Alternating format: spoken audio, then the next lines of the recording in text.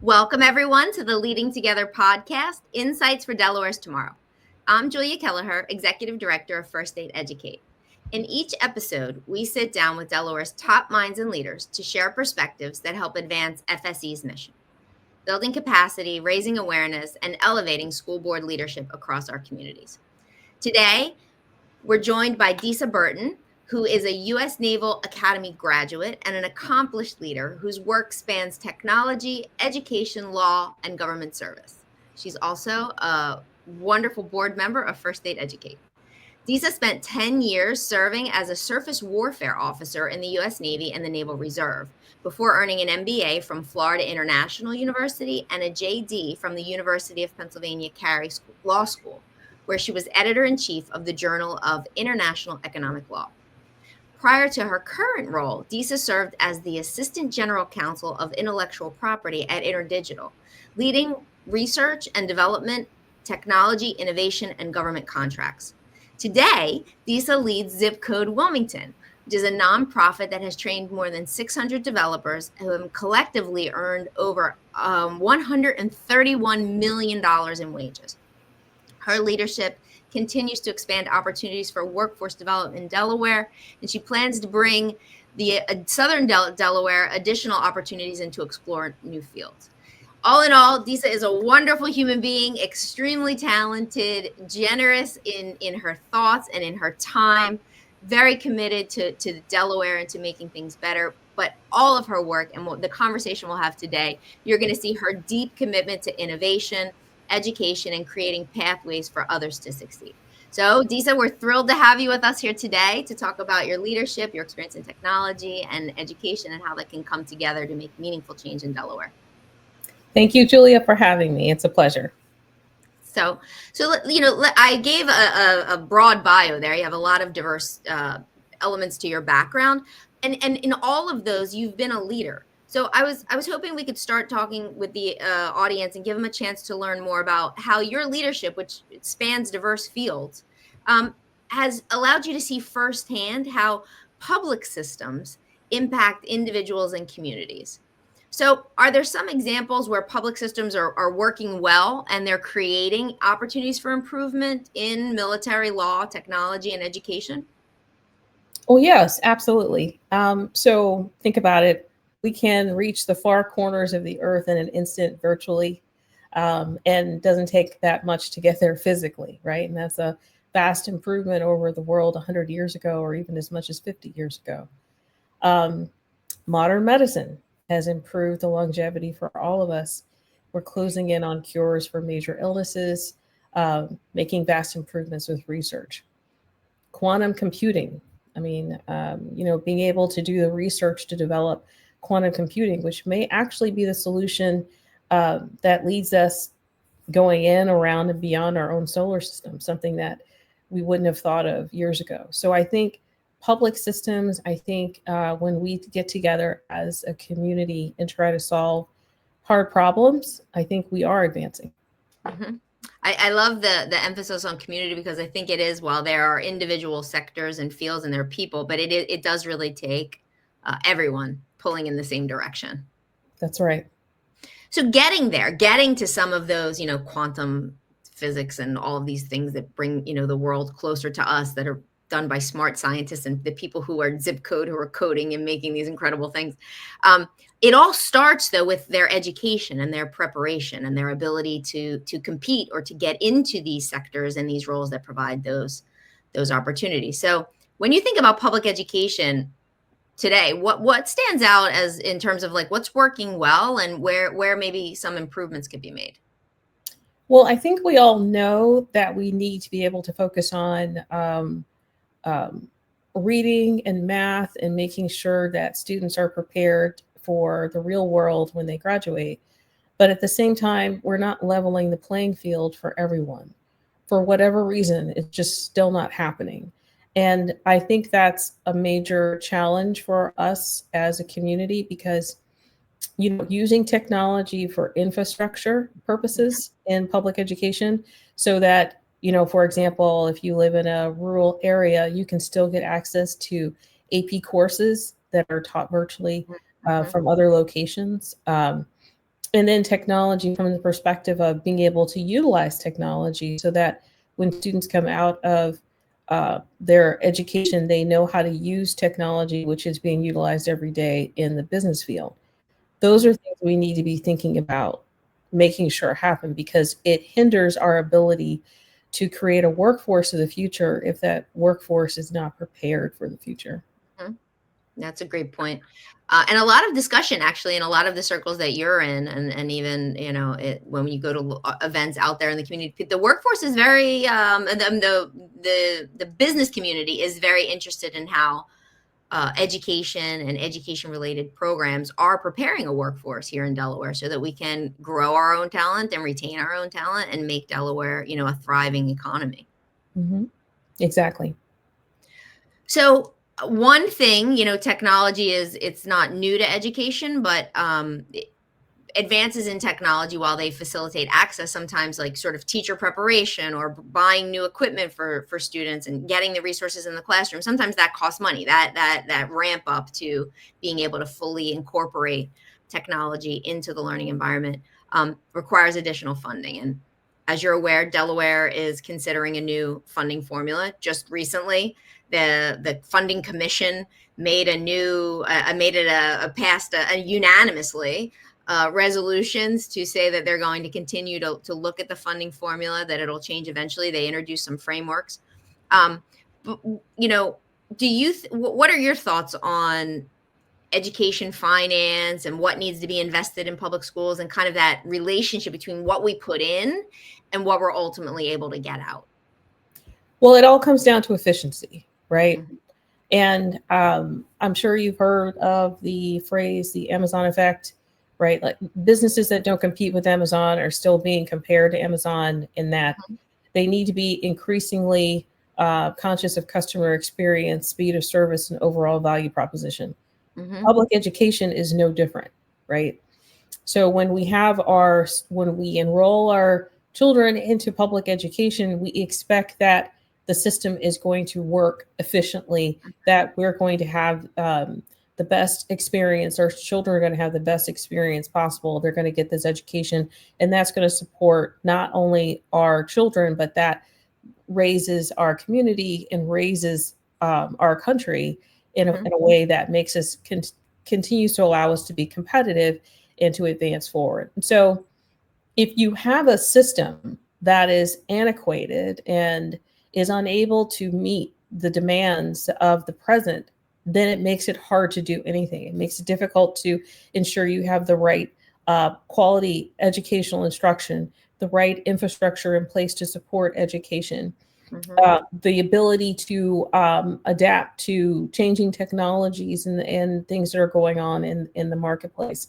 So having these changes in the funding formula mean that we get closer to having a system that reflects the expectation of each of its customers, and that's the public. Mhm. Well, I love how you wove those things together. I think there's an agility that's necessary. There's a responsiveness. There's a smartness about investing. But really, what the things I'm taking away the most is, like, we want systems in general. We want our experience, the way things work, to be efficient and effective, and we want good customer service. And that's really something that um, applies to education. Every parent who's sending their child to, uh, but how we invest, how we manage those investments really does determine whether or not they're going to be efficient, going to be effective, and give the customer exactly what they need. Is that every child gets what they ultimately and individually need. Absolutely. I think Yeah. you explained it well, and I like your use of the word agility. By having a funding model that is up to date, up to speed with every other state in the country would make us more agile in our ability to train students. And agile is actually a methodology that's used in software. There are two major forms. One is waterfall, where you sort of wait to the end to look at things. And then you have agile, where you are responsive to the needs and changes as you go. And being agile is super important. So I like that description. Yeah, it's interesting too, because there are so many parallels between, I guess, across fields. And since you've worked in so many, maybe I'll just touch on that really quickly. Um, there are some, I guess there are some voices that would say, oh, run education like a business, and then some educators that would say you can't run it like a business. And I think that both are, that it's true, you can't run a school system as if it were a business, but yet there are still some ways of thinking about solving problems. So to your example of, is it waterfall where you wait to the end, or is it agile, you're doing it in the moment? No one's suggesting we run the world like it was software development, but in principle, those two approaches can be helpful to think through how we're solving a problem. Well, to your point, the challenges that we see in education are not one size fits all. Mm-hmm. So how we approach solving them can be both. It can be certain aspects of education, whether it's the infrastructure, the back end work, can be looked at as a business challenge. Mm-hmm. And then the actual teaching of, let's say, an 8-year-old is more, you have to trust the process a little bit and have a little bit more compassion and empathy in figuring out what the challenges are there. So no, I'm not suggesting that there's a one size fits all to any of it. But then again, there's so many problems. It's so similar to software. You have to break the problem down into pieces and figure out a solution to each one of those things. And I think those different forms of solving the problem can work. Yeah. So, and this is great. It leads me to my last question I want to touch on before I move to the next topic. But you've worked in so many different areas, right? And you've seen so many different decision makers try to solve different kinds of problems, right? And I'm wondering if there are any sort of big takeaways that kind of speak to how we can engage the expert, listen to the stakeholder, engage the community, listen to the customer, right? And then make this sort of a process where all of this input is considered. And then you kind of move forward with what you think is the best decision, which may not be the optimal, right, solution, but is the best way forward. Right. And I agree. You have to listen to everyone. You have to listen to all the stakeholders and the input that's coming in. I don't suggest that one person just come in with their own ideas and just force them on everyone else. This is definitely a community challenge that has to be resolved by the community. But at the same time, if you're going to make progress, at some point you have to come up with a solution and start driving towards that goal, right? And along the way, you may have to change things and modify things, but you still have to maintain direction towards that goal. And it can't just be we're listening and we're listening and we're listening. Mm-hmm. It's that we have to make a plan and we have to set forth. And at that point, people have to do pencils down and just accept, okay, we're moving forward. Now let's all get on board and try to make this solution work out as best as we can. Yeah. At some point there it is pencils down and we just got to execute. That's true.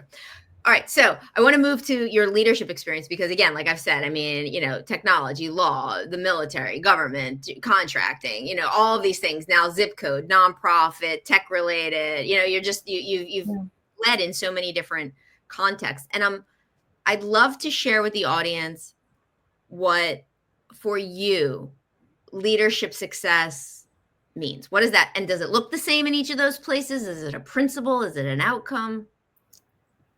Leadership success means you're able to reach a goal. You're able to do it with a team.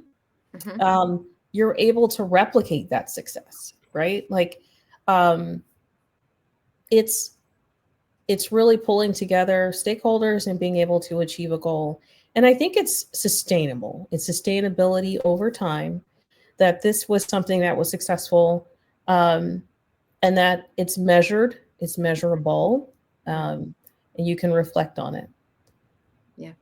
They're all broadly applicable, right? And that's not in any context. This measurable thing to me is very important. I tend to be very sort of evidence-based or like data focused, and I feel like I need an indicator to know, because when you're leading change, sometimes it's hard. There's no clear path. And so you want to have some marker or signal that says, yes, this is right. We should continue to go in this direction. Right. Absolutely. And, I'm data driven, but not data bound. So, I like to be able to know what the goals are. But for example, years ago when zip code was founded in 2015 and the program started, our co-founders had no idea that it would still be up and running and operational 10 years later. But if we could go back in time right now, Julia, and set KPIs for zip code, one of the KPIs I think we would need to put in is that eventually there's going to be a lot of competition, because when zip code started, there wasn't a lot of competition. There weren't a lot of software development programs in our region, but now there are a lot. And I think that is a measure of the success of zip code by proving that this was a market where a business could be viable training software developers and data engineers. And in 2015, that was not the case. That was not the case at all. So when we think about KPIs, looking at the success of what happens when we are successful in the future, like being able to just measure that and revel in it, right? Like, for sure. I've got all this competition, yay me, right? For sure. And kudos to you, 10 years. I mean, you know what I mean? It's a big deal. And there's been let alone they wouldn't have expected the expansion of, other software development programs or tech related programs. But then there was COVID in the middle of all of that, right? So like the series of things that were unexpected, but yet congratulations, a decade, that's no small accomplishment. Thank you so much. We appreciate that. You're welcome. So I'm sure it hasn't been easy. Not easy. Sometimes when leaders get to talk about these things, it's like, yeah, this is what I learned. This is great. But like, really, when you look under the hood, there's challenges. Leadership has challenges and change, doing something new, something that's never been done before, right? It's not easy. So what approaches have helped you kind of overcome when those challenges naturally happen? Well, I tend to have the approach of no one's going to save me. So I've got to figure out the solution for myself. Think about it as if, and I don't know if you've ever done an escape room before. Have you ever gone into an escape room? I want to, but I haven't. Yes, escape rooms they can be stressful, but they can be fun, right? So you're in a room, and of course, you can get out if you need to, but basically you're in a room and you're presented with some sort of puzzle that you have to solve within a period of time in order to leave the room and continue to go on to the next challenge and ultimately win the game, right? So that's the same thing with leadership challenges that seem to have no solution to them. It's like being in an escape room and you just have to figure it out as best you can on how you can get past whatever that challenge is. So for me, I don't see challenges. Well, of course they're stressful. Yes, right. I'm not saying they're not, but what I see in them is what I'm going to learn from them. What is the experience I'm going to gain from them? What is the experience my team is going to gain from that challenge? Because we will be here again. We will be at a challenge again, a point where we have to get out of another room and continue growing. Yeah. So I embrace the challenge and hope that I can solve the puzzle before the time elapses. Yeah. I think the escape room illustration is a great one. It makes it real.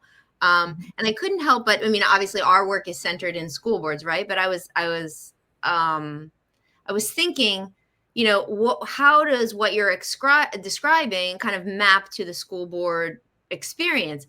And it's true. They do every year. There is something new that comes up that it was not possible to anticipate. And you say to and in some of these instances, we don't know. First of all, we don't know everything about everything. And two, we don't know what we don't know. So if you looked at like something that's emerging, like AI, use of AI in schools or in K-12, right? Well, the whole field is emerging. It's impossible for a board member to have all that information. But yet, if the approach was for that and every other topic, what are we going to learn from this? And how do you carry that forward? I think that's really a fundamental way of building board capacity. Right. And you don't have an immeasurable amount of time to solve these problems. When you're on a school board, you have a really short, finite period of time in order to make serious impact or to affect change. So you have to think about it. So in that, the escape room context, you have a clock that's counting down. And if you walk into a board seat and you think of it as, oh, I'm just here forever, or I'm here for 20 years, that's really not doing a credit to the people that you're serving. Yeah, yeah. Have a sense of urgency in solving that problem, in trying to bring stakeholders together, define the problem, break it down into pieces, and really try to make change happen. You're doing it not just for, to make yourself look better as a school board member. You're doing it for the kids that are in that school. Right. You're doing it for that community. So having a sense of urgency in solving the problem is super important. Yeah, I agree.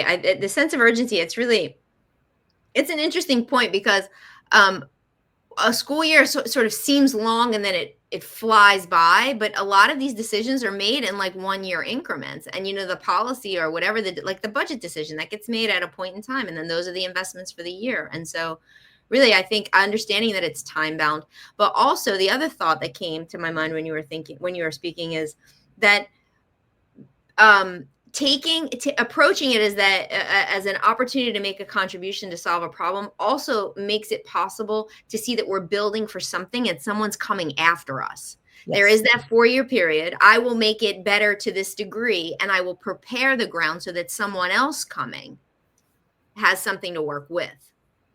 Exactly.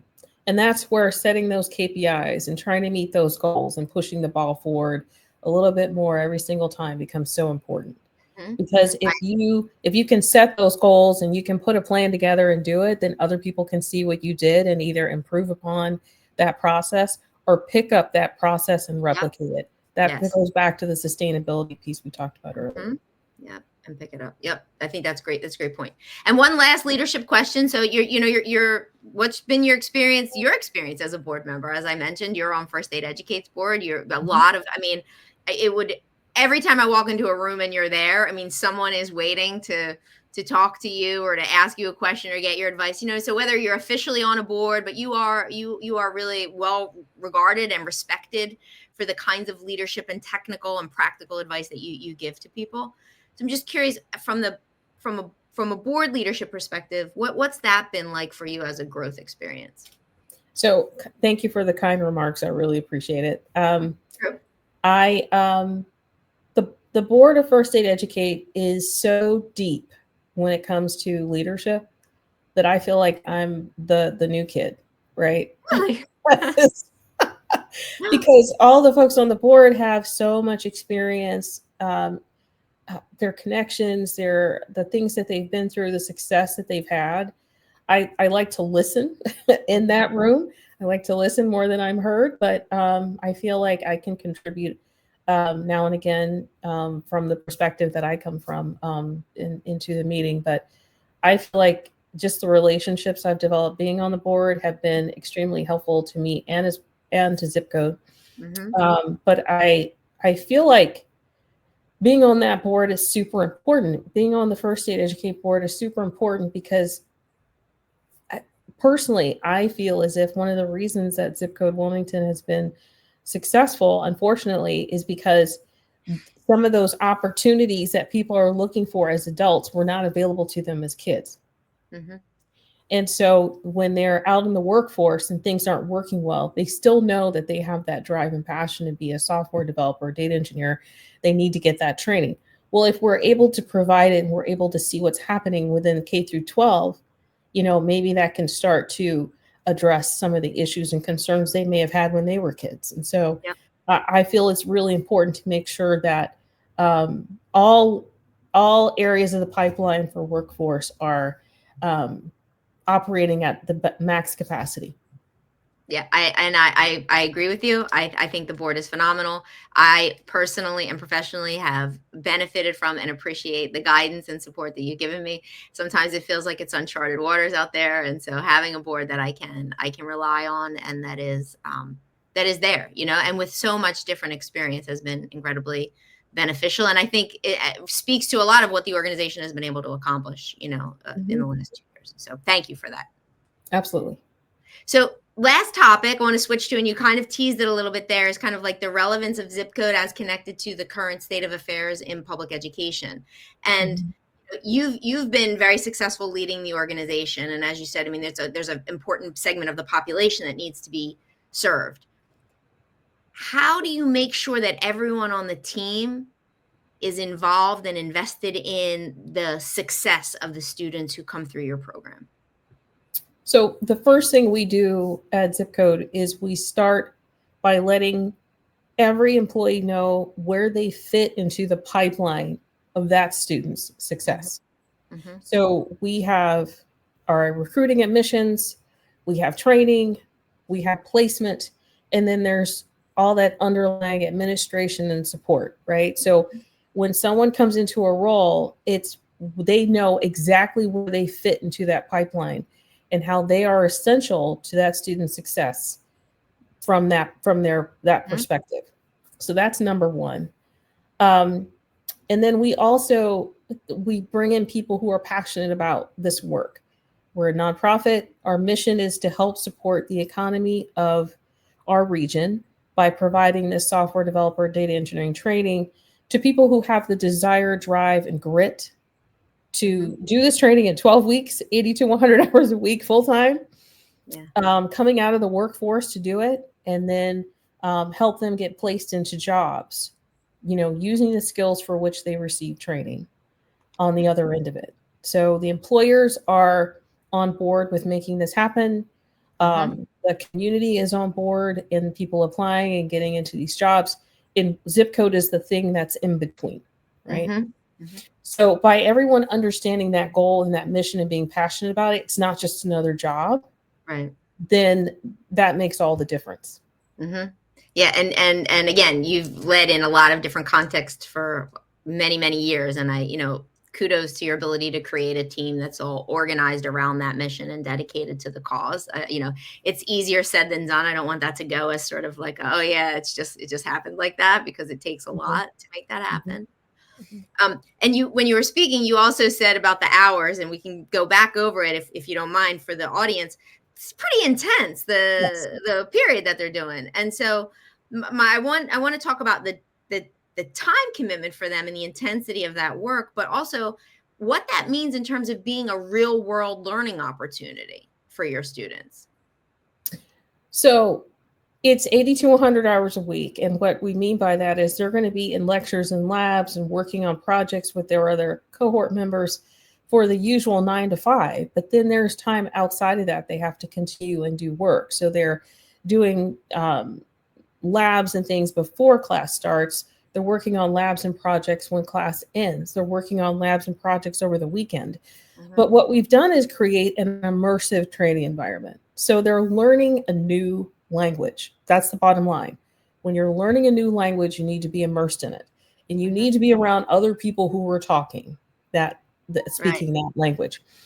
So that's what happens as a cohort. It is full-time. They're coming in and they're doing this work. It's really challenging, but there are psychological studies that have shown that when you're put under a lot of stress, that you're able to pull in and retain more information. But the reason that it is, yes. Really? Yes. Wow. Okay. And I've experienced it myself being in a boot camp environment, but you do under that stress. But we're not just doing it to do it. This is the curriculum is based on what the employer said they needed someone to be able to do on day one. And we don't want people to come out of the workforce more than 3 months. At 3 months, it seems like a reasonable period of time to kind of put things on hold and make this pivot in your life. So it is a challenging thing to do. It is a lot of work, but in the end, people come out not even realizing how much they've transformed, not just with the technical instruction, not just in how they engage with people professionally, but just as a person, they have now accomplished something remarkable, and they know that anything else in the future is within their grasp. That's amazing. I think that the immersive point is well taken for language and otherwise. And I'll share a little bit, about from First Aid Educate's point of view. Maybe it won't be as intensive of an experience, but we do want to provide something that is comprehensive and that does prepare new board members for the task at hand, right? And if you're stepping out of just your role as citizen to go into this enormous decision-making space where you're, approving budgets of hundreds of millions of dollars and responsible for tens of thousands of kids. You know what I mean? Like a little bit of support along the way and some kind of runway to get to being able to feel great about making those decisions, to me, seems appropriate. So we are trying to provide something, again, much less to the audience, much less intensive. Wouldn't be, you don't got to step away for 3 months. But the idea is the same, right? If you're asking to someone to go be successful in a new place and really speak a different language, if this is the language of education and you haven't worked in it, I think it's fair to it's fair and reasonable to expect some kind of support when you're making that transition.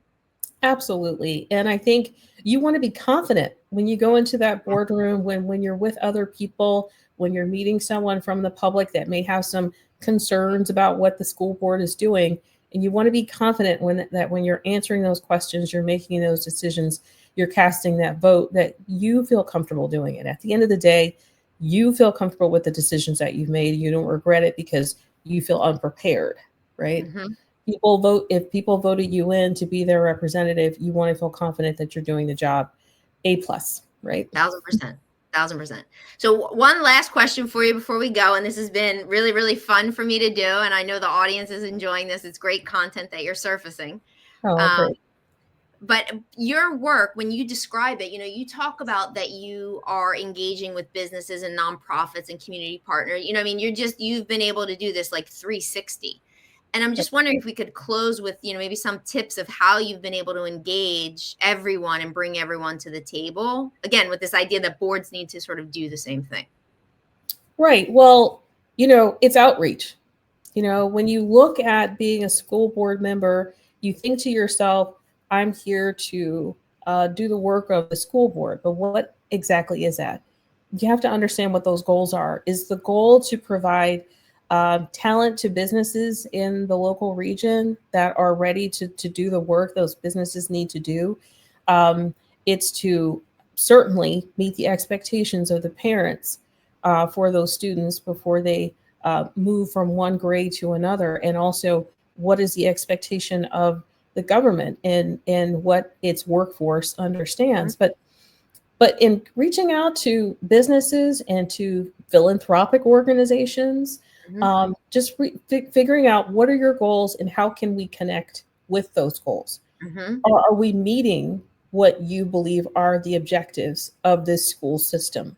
Mm-hmm. And if we're not, what can we do to improve to make sure we're doing that? So I think a lot of times schools get focused just on the parents and just on the teaching, and they're forgetting that there is this business side. There's philanthropy, there's all sorts of community that we can connect with. So reaching out to others and really trying to understand how the school system connects in the entire ecosystem, and then trying to understand, are the goals of the school board aligned with the entire community? Right. It's a fascinating point. I'm thrilled you said that. We've never had this conversation, but it makes a lot of sense to me. When I think about the districts that either I've worked in or that was responsible for monitoring when I was at the federal level, really every strategic plan I've ever seen, and I haven't seen them all, right? So this, I may be missing something, but the majority, I would, based on my experience, I think the majority, because everyone I've seen has always been around the child. The learner will do this, the student will do this, and saying though that you could achieve that same goal for the child and have it be defined in a way that connects to the larger ecosystem, to the community, right? To the community where they live, to the workforce that we want to develop, to the state and the economic prosperity and the quality of life. So it's really interesting. I'm going to take that back and see how I can maybe come up with an example, because I've never heard that before. I've never heard that. Thank you. Well, thank you. I think that's the reason why Zip Code was successful, is because we didn't just come up with a curriculum in a closet and say, this is what we're going to teach. It was really sitting down with all the members of the community and having it be a public-private partnership of all those stakeholders, and then meeting the objectives of those stakeholders. Yeah. Because if you know what their goals are and you align with their goals, now everyone's on board trying to help you achieve those goals. But if you're doing your own thing and you're siloed out here in a corner, then no one's going to pay any attention Right. or want to connect or do any of those things. So if you're in a rural area and you are on the school board, connecting with businesses in that rural area makes sense versus connecting with businesses that are unknown to you in a region that's far from you. Right. Right. Right. We need to be able to understand what the community needs, and to make sure, certainly students need to know how to read and write and do the math and do the all those things, but Right. you can do it in a way that uplifts the community. Yes. Right. Exactly. Yeah, exactly. I'm really glad you shared that. So we've reached the end. I just want to call out a couple things that I'm taking away that I really appreciated. That technology is giving us access, but we actually have to know how to use it. This idea of being efficient and effective, and that the system, if a system's antiquated, we're not really going to be able to do that. So kind of keeping that mindset of constantly updating, if you will. The other points that we talked about, agile versus waterfall, and kind of, figuring out what's the right way to look at solving the problem. I'm going to keep pencils down for my own personal use. At some point, you're not going to discuss it anymore. But most of all, I liked your comments about leading. And so what you were able to do to get the right people in the right seats and have everybody setting a goal and pulling, working together and making it measurable. And in all of that, saying, what can I learn from this hard thing that we're getting ready to do? So thank you so much for spending time with us and sharing your insights that I'm sure were hard-earned, to make it makes it sound easy, but these little pebbles of wisdom are very helpful as we all go forward. Thank you, Julia. I really appreciate this. And I know we have these kinds of conversations all the time, but it's always fun to be able to do and share this information with others. And my hope is that someone takes a little bit away from this and it can help change or impact the lives of hundreds. Yep. And I believe that you've done that. So thank you for the gift. Thank you for the gift today. Thank you. To our listeners, thank you for joining us for another episode of Leading Together Podcast, Insights for Delaware's Tomorrow. We'll see you next time.